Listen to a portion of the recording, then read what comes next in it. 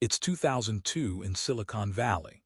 Ben Horowitz is sitting in the dimly lit conference room of LoudCloud, a startup they'd built into a tech powerhouse now crumbling under pressure. Investors are restless, layoffs looming, and his co-founder barely sleeping. Ben knows one brutal fact: there's no manual for what's coming next. He feels like he's commanding a ship caught in the storm, with shattered rudder and no map. What do you do when every choice could end your company or break your soul? That searing question is the heart of Ben's story, and it sets the stage for everything you need to survive the hardest thing about hard things. Leading a startup is a wild ride, but when the wheels come off, the pain is personal. Ben paints a raw picture of startup chaos that feels like a war zone. Here's the first shock: some battles don't have a clear strategy or a happy ending. In 2002, LoudCloud was hemorrhaging cash. Ben had to fire dozens, including lifelong friends and trusted engineers. One moment that haunts him: looking someone in the eye knowing it's goodbye and that the company might just die right after. The board was losing faith. Investors were pulling strings, and Ben's phone didn't stop buzzing with bad news. Yet he stayed in the room, refusing to run because running meant losing everything.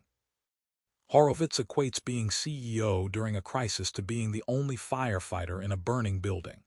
The heat, the smoke, and isolation get crushing. Unlike regular jobs, leadership doesn't come with escape hatches or playbooks. It's raw, real, and deeply lonely. This culture of solitude is a crucible that either hardens or breaks you. It's like carrying a live grenade, your finger barely off the pin. The hard truth is that bad shit happens to good startups, but the CEO's secret weapon is embracing discomfort, facing truth head-on, staying calm amid chaos, and making decisions that scare you are what separate legends from the also-rans. That acceptance, it's what Ben calls the CEO mindset: embracing the suck but never surrendering. Culture isn't just perks and slogans, it's the invisible backbone when chaos hits. Ben learned the hard way that good culture can save you, bad culture can kill you, and sometimes you have to rip it all up to start fresh. Time for some uncomfortable truths. At Opsware, Ben insisted on a culture where no one sugar-coated problems. Early on, he confronted an engineer who kept hiding bugs. Instead of punishing right away, Ben called a team meeting to share the issue openly. This shock to the system forced real conversations: no fluff, no politics, and saved product releases later. The openness became a culture beacon, nudging everyone to bring bad news quickly instead of burying it and waiting for disaster. Ben uses an analogy here. Culture is like the software's operating system. You can have killer code strategy, but if the OS culture is buggy or corrupted, everything crashes. Culture shapes decision-making, risk-taking, and how teams bond under stress. Unlike strategy, culture's growth is organic and slow but decisive. It's the code behind the scenes that determines if your startup lives or dies. One of the toughest calls Ben made was firing star engineer Charles for toxicity. Charles produced great work, but his behavior fractured teams. This taught Ben a lesson many CEOs ignore. No matter how talented someone is, if they poison the culture, the whole company suffers.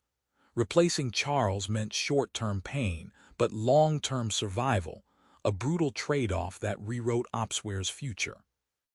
When the stakes are life or death for your company, decisions aren't just hard, they feel impossible. Ben reveals the secret sauce for making these calls without losing your mind or your soul. Ben shares a gut-wrenching story, firing his own good friend who was a VP at LoudCloud. The friend's performance was declining, but personal ties clouded judgment. Ben had to put the company first, drafting the painful termination letter himself. That day, he learned a brutal leadership truth: emotional attachment cannot stop you from making the right call, no matter how agonizing. He compares hard decisions to a chess game played in fog. Sometimes you can't see all the pieces or future moves clearly. You often must pick the lesser evil, hoping not to lose everything in the process. This clarity about no good choices liberates leaders from paralysis. It's about pragmatism over perfection and humility in accepting collateral damage. Ben advises prioritizing ruthlessly. When your company is on fire, chasing every problem is a death sentence. Zero in on what will save you right now, like shutting down losing projects or focusing on core customers. This laser focus turns scattered chaos into manageable battles, offering a lifeline for overwhelmed leaders. What separates good founders from CEOs who endure? It's a vortex of mindset shifts that Ben breaks down, mixing brutal reality checks with inspiring mental habits. This is the psychological toolkit every leader craves. Ben calls his approach wartime CEO, drawn from his experience steering Opsware through near death. Unlike peacetime CEOs focused on growth and politics, wartime leaders show ruthless focus, prioritizing survival above all. He recounts rejecting shiny new product ideas to pour energy into defending core business, a hard pivot that saved Opsware and won investor trust. The dichotomy between peace and war leadership is vivid and essential. He shares a moment when his anxiety skyrocketed during critical negotiations but quieted it by reframing thoughts. Am I solving a problem or avoiding it? This internal dialogue became a resilience engine, cutting through self-doubt. It's like a mental gym habit, consistently training your brain to stay calm and rational when every cell screams panic. Ben reveals fear isn't just an enemy but a compass. When he felt paralyzed by a big decision, he'd lean into the discomfort, using it to gauge true risk versus imagined. Facing fear squarely clarified options instead of clouding judgment. This mindset flip turns fear from shackles into a sharp decision-making tool, even when stakes skyrocket. Founders often dream of the exit, selling the company, or IPO glory. Ben pulls back the curtain on these moments, showing that success here is less glam, more grit, and full of unexpected twists. Here's what really happens after you survive the hard parts. During Opsware's IPO, Ben expected celebration and relief. Instead, he faced a new beast: regulatory scrutiny, investor pressure, and relentless quarterly results demands. He describes this phase as trading one kind of fight for another, where your company's soul is tested less by survival and more by compliance and optics. The IPO wasn't a finish line but a ruthless new start. Ben details selling Opsware to HP, recounting how the handshake deal morphed into a months-long war of lawyers, egos, and shifting demands.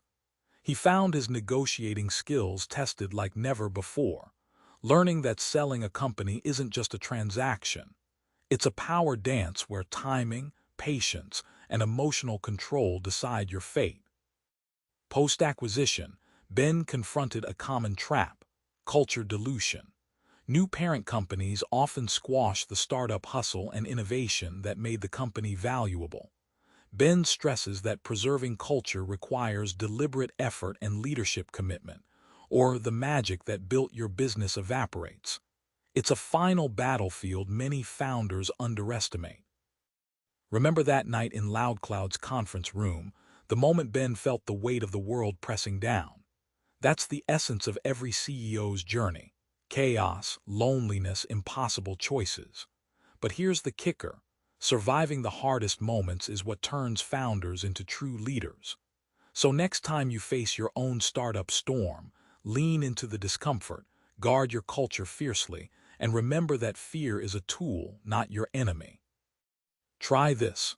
Identify one brutal truth you've been avoiding today, then tackle it head-on before it tackles you. Subscribe for more book summaries like this one.